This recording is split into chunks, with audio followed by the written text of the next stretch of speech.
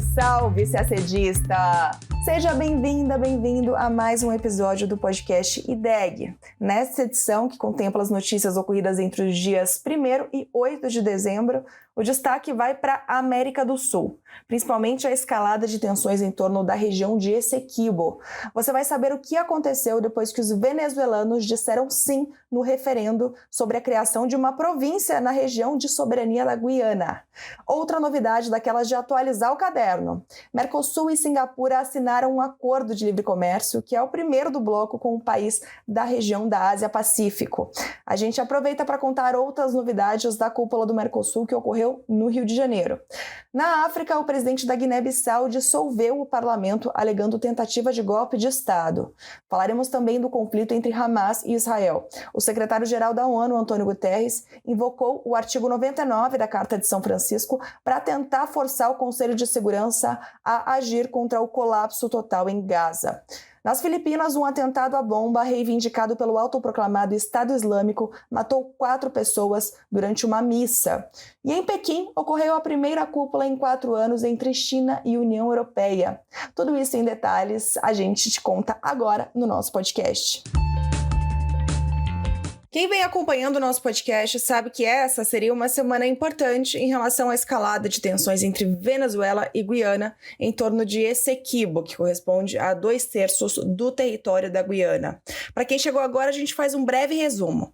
Bom, no final do século XIX, um tribunal arbitral estabeleceu as fronteiras atuais entre Guiana e Venezuela, mas a Venezuela sempre protestou, argumentando que as fronteiras entre os dois países devem ser estabelecidas com base no rio Essequibo, como foi no século XVIII, durante o período colonial.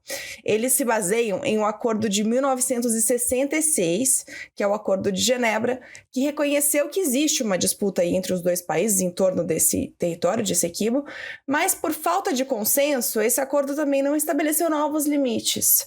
As tensões aumentaram em 2015, quando a petroleira norte-americana ExxonMobil achou reservas gigantes de petróleo na região. Em 2018, a Guiana levou o caso à Corte Internacional de Justiça, a CIJ, para que o tribunal decidisse se a decisão arbitral de 1899 é válida ou não. Mas a Venezuela não reconheceu a jurisdição da CIJ e ainda não houve decisão definitiva. O assunto passou a dominar as manchetes aqui na América do Sul com a convocação por parte da Venezuela de um referendo para o dia 3 de dezembro, em que os venezuelanos decidiriam, entre outros dispositivos, pela criação de uma nova província em Essequibo, venezuelana, e pela concessão de nacionalidade venezuelana aos 125 mil habitantes da região. Agora vamos aos desdobramentos da semana. Na sexta, dia 1º, a CIJ concedeu medidas provisórias em favor da Guiana e contra a realização do referendo. Pela corte, ficou decidido que o governo da Venezuela deveria evitar qualquer ação que pudesse modificar a situação do território em disputa até que o tribunal julgue o mérito da questão. Mesmo assim, o referendo foi levado adiante por Nicolás Maduro e os venezuelanos votaram sim pela anexação de Essequibo, contrariando, portanto, a decisão da CIJ, que é vinculante. A decisão não, né? A medida provisória. Bom, 2 dias depois, na terça, o presidente Nicolás Maduro propôs uma lei que prevê a criação de uma província venezuelana em Essequibo e ordenou que a sua petroleira estatal, a petroleira estatal da Venezuela, conceda licenças para extração imediata de recursos naturais na região. Ele ainda apresentou um novo mapa da Venezuela, que inclui a área de Essequibo, e ordenou que a versão seja divulgada nas escolas do país. Também propôs a elaboração de uma lei especial para que possa ser discutida com todos os setores o estabelecimento de uma regra muito firme para proibir a contratação em Essequibo de empresas que atuam no âmbito das concessões agora outorgadas pela Guiana. É claro que os Estados Unidos reagiram. Lembrando que a petroleira que atua na região é norte-americana. O país anunciou na quinta-feira, dia 7, a realização de exercícios militares com a Guiana. A disputa entre os vizinhos mobiliza até o exército brasileiro, que decidiu antecipar o envio de blindados para regiões próximas da fronteira com a Venezuela. A movimentação militar é vista apenas como uma estratégia de dissuasão diante das iniciativas de Maduro. É uma pena que nosso recurso é só áudio, mas basta abrir um mapa da região para ver que se trata de uma área considerável de fronteira com com o Brasil. O presidente Lula afirmou que acompanha com crescente preocupação o aumento das tensões, disse não querer que essa questão se torne uma ameaça à paz e à estabilidade na América do Sul e ofereceu o Brasil como espaço de mediação.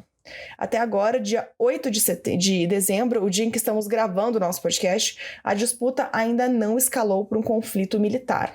Também nesta sexta está prevista uma reunião do Conselho de Segurança da ONU para debater o assunto. Ainda falando de América do Sul, agora a notícia é daquelas de atualizar caderno. Na quinta, dia 7 de dezembro, foi assinado o Acordo de Livre Comércio entre Mercosul e Singapura, o primeiro instrumento dessa natureza firmado pelo Mercosul com o parceiro da região da Ásia-Pacífico. Importante ressaltar que essa negociação do acordo foi concluída durante a presidência pró-tempore do Brasil no bloco. Segundo o Itamaraty, a assinatura marca o renovado vigor da agenda de negociações comerciais extra-regionais do Mercosul, depois de 12 anos desde a assinatura mais recente de um acordo de livre comércio pelo bloco. Entre outros temas, o acordo possui compromissos em matéria de comércio de bens e serviços, investimentos, micro e pequenas empresas, compras governamentais, propriedade intelectual e medidas sanitárias e fitossanitárias. Singapura é um dos principais destinos de exportação do Mercosul e importante parceiro de investimentos do bloco. A corrente de comércio Mercosul-Singapura em 2022 foi de aproximadamente 10 bilhões de dólares. No comércio com o Brasil, Singapura foi, em 2022, o 7º principal destino das nossas exportações no mundo. Singapura foi o segundo principal mercado das exportações brasileiras na Ásia, atrás apenas da China. Em termos de investimento, em 2021, Singapura ocupou a 12ª posição como origem de investimento estrangeiro direto no Brasil. A assinatura do acordo com Singapura ocorreu durante a 63ª edição da Cúpula de Chefes de Estado do Mercosul, que ocorreu no Rio de Janeiro, dia 7. A cúpula marcou o fim da presidência pró-tempore brasileira, que durou 6 meses. A cúpula também marcou a conclusão do processo de aprovação do protocolo de adesão da Bolívia ao Mercosul por todos os estados-partes do bloco. Só faltava o Brasil ratificar e promulgar o protocolo, e isso aconteceu recentemente. Agora o próximo passo é que a Bolívia possa concluir o seu processo de adesão e trabalhe com os demais estados-partes para definir um cronograma de internalização das normas e regulamentos do Mercosul. Também ocorreu, no âmbito dessa cúpula de chefes de Estado, a Cúpula Social do Mercosul, a primeira edição presencial desde 2016. Foi no Museu de Arte do Rio e no Museu do Amanhã, com representantes de organizações, movimentos sociais e dos governos. Durante a presidência brasileira foi conferida grande centralidade à agenda social e cidadã do Mercosul. Também no âmbito da cúpula, o Brasil anunciou aos membros do bloco que quitou neste ano a maior parte das dívidas junto a órgãos do Mercosul, com pagamentos ao FOSEM, o Fundo de Convergência Estrutural, ao Instituto Social do Mercosul e à Secretaria do Mercosul. Quanto ao relacionamento regional, durante a presidência brasileira, o Mercosul continuou aperfeiçoando os acordos comerciais com Chile, Colômbia e Peru e avançou nos diálogos com o Equador para a negociação de um novo acordo comercial. Também houve avanço nos diálogos exploratórios com El Salvador e República Dominicana, com vistas a negociar acordos comerciais. Sobre os resultados da agenda de negociações comerciais extra-regionais durante a presidência brasileira, o Itamaraty destacou os esforços para a conclusão dos processos negociadores com a União Europeia, com o EFTA e, claro, com Singapura. Durante a cúpula, os membros do bloco, além de Chile, Colômbia, Equador e Peru, publicaram um comunicado conjunto manifestando profunda preocupação com a elevação das tensões entre a Venezuela e a Guiana. Eles instaram as partes ao diálogo e à busca de uma solução pacífica da controvérsia, a fim de evitar ações e iniciativas unilaterais que possam agravá-la. Agora falamos de África. Na segunda-feira, dia 4, o presidente da Guiné-Bissau, Umaro Sissoko Embalo decidiu dissolver o parlamento. A decisão ocorre 3 dias depois da eclosão de confrontos armados, que ele descreve como uma tentativa de golpe de Estado e que tem mergulhado o país em mais uma crise. O presidente do parlamento e adversário de longa data de Embalo denunciou o ato como um golpe de Estado constitucional por parte do presidente. O parlamento, agora dissolvido, foi eleito em julho e era dominado pela oposição. Em fevereiro de 2022, Embalo escapou de um golpe de Estado que ele descreveu como uma tentativa de golpe diretamente ligada ao tráfico de drogas. Na semana passada, ocorreram confrontos entre a Guarda Nacional e o Exército, deixando pelo menos 2 mortos na capital, Bissau. O presidente Embalo, que esteve em Dubai para participar da Conferência Climática COP28, retornou ao país no sábado e anunciou que uma tentativa de golpe de Estado o impediu de voltar mais cedo e anunciou que a data das eleições legislativas seria marcada em momento oportuno, de acordo com a Constituição. A Guiné-Bissau, um país de língua portuguesa com 2 milhões de habitantes, já sofreu com inúmeros golpes desde sua independência de Portugal em 1974, seja em atos de luta armada, seja em levantes políticos. A União Africana, a Comunidade dos Países de Língua Portuguesa, a CPLP, e a União Europeia manifestaram preocupação com a situação atual na Guiné-Bissau. Apelaram à paz e ao respeito pela Constituição no país. O governo brasileiro publicou nota instando ao diálogo entre as partes e conclamando as autoridades ao respeito dos direitos fundamentais. Agora falamos do conflito entre Hamas e Israel, que já completa 2 meses. Na quarta-feira, dia 6 de dezembro, o secretário-geral da ONU, Antônio Guterres, invocou o artigo 99 da Carta das Nações Unidas pela primeira vez desde que assumiu o cargo em 2017. O objetivo é tentar forçar o Conselho de Segurança a agir para evitar uma catástrofe humanitária na faixa de Gaza. O artigo 99 é uma das ferramentas diplomáticas de maior poder simbólico à disposição do secretário-geral da ONU e não era invocado há décadas. Ele estabelece que o secretário-geral poderá levar à atenção do Conselho de Segurança qualquer assunto que, na sua opinião, possa ameaçar a manutenção da paz e da segurança internacionais. Guterres invocou o artigo de maneira explícita em uma carta enviada ao presidente do Conselho de Segurança. No texto, ele diz que os bombardeios do exército de Israel estão provocando o iminente colapso total da ordem pública na faixa de Gaza. O secretário-geral pede que o Conselho de Segurança demande um cessar-fogo humanitário para impedir a escalada da crise. Ele ressalta que a situação está se deteriorando rápido e que a ONU está simplesmente incapaz de chegar aos que precisam de ajuda dentro de Gaza. O episódio é mais uma amostra das dificuldades que o Conselho de Segurança tem para agir quando o assunto envolve um dos membros permanentes do Conselho ou seus aliados.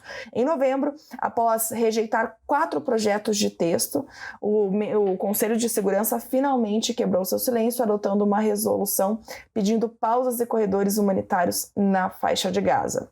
Desde o início da guerra, 7 de outubro, o único alívio na região foi um cessar-fogo de 1 semana e a troca de prisioneiros e reféns, mas os conflitos logo foram retomados. Agora falamos do atentado terrorista nas Filipinas.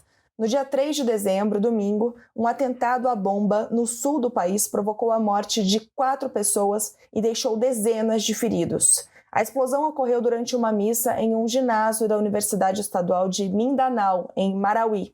Horas depois, o autodeclarado Estado Islâmico assumiu a autoria do ataque. Em uma declaração, o presidente filipino, Ferdinand Marcos, condenou veementemente o que classificou de atos insensatos e particularmente hediondos perpetrados por terroristas estrangeiros. A Universidade Estatal de Mindanao também condenou o ato, se declarando solidária com sua comunidade cristã e com as vítimas. A instituição de ensino suspendeu as aulas e ampliou sua equipe de segurança no campus. Por meio de nota, o governo brasileiro expressou sinceras condolências aos familiares das vítimas, desejou pronta recuperação aos feridos e manifestou solidariedade ao governo e ao povo das Filipinas. Também na nota, o governo condenou com veemência qualquer ato terrorista. O atentado ocorre depois que um ataque aéreo militar filipino na sexta, dia 1º, matou 11 militantes islâmicos da organização Dawala Islâmia Filipina, em Mindanao. As Forças Armadas Filipinas acreditam que a explosão pode ter acontecido em retaliação a esse ataque militar. O grupo Mauti, ligado ao autoproclamado Estado Islâmico, chegou a tomar a cidade de Marawi em maio de 2017, colocando-a sob o controle do autoproclamado Estado Islâmico. Na batalha de 5 meses que se seguiu, combatentes islâmicos e forças filipinas mataram mais de 1.000 pessoas, incluindo civis. Agora falamos de relações China-União Europeia. Na quinta-feira, dia 7, o presidente chinês Xi Jinping recebeu em Pequim 3 líderes do bloco europeu. Ursula von der Leyen, presidente da Comissão Europeia, Charles Michel, presidente do Conselho Europeu, e Josep Borrell, presidente de Política Externa da União Europeia. Foi a primeira cúpula presencial China-União Europeia em 4 anos. Durante a reunião, para discutir questões que vão desde desequilíbrios comerciais até a guerra na Ucrânia, Xi Jinping disse que a China e a Europa não devem se ver como rivais ou se envolver em confrontos devido a seus diferentes sistemas políticos. Também afirmou que a China está disposta a tornar a União Europeia um parceiro econômico e comercial fundamental e a cooperar em ciência e tecnologia, incluindo inteligência artificial. Charles Michel e Ursula von der Leyen disseram que concordaram em trabalhar por uma relação comercial mais equilibrada e recíproca. O bloco está preocupado com o que considera relações econômicas desequilibradas, dizendo que seu déficit comercial de quase 400 bilhões de euros com a China reflete restrições às empresas da União Europeia que operam no país. Outro grande tema debatido foi a guerra na Ucrânia. A União Europeia instou a China a se envolver construtivamente nas propostas de paz da Ucrânia e cobrou de Pequim uma posição mais clara em seu apoio à Carta da ONU e que condenasse essa guerra causada pela Rússia contra a Ucrânia, isso nos termos da União Europeia. Um dos principais focos do bloco na visita foi convencer Xi Jinping a impedir que empresas privadas chinesas exportem itens europeus com potenciais de uso no setor militar, como drones, para a Rússia, enquanto o país estiver em guerra com a Ucrânia.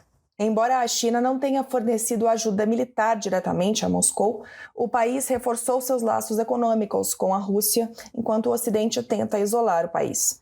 Em outubro, por exemplo, o presidente russo Vladimir Putin foi recebido em Pequim, onde Xi Jinping exaltou a profunda amizade entre as duas nações. As reuniões desta quinta foram a última chance de os líderes da União Europeia terem contato pessoal com as autoridades chinesas no atual mandato. Isso porque vão ocorrer eleições para o Parlamento Europeu no próximo ano, que mudarão a chefia do bloco das 27 nações europeias. E a gente termina o nosso podcast por aqui.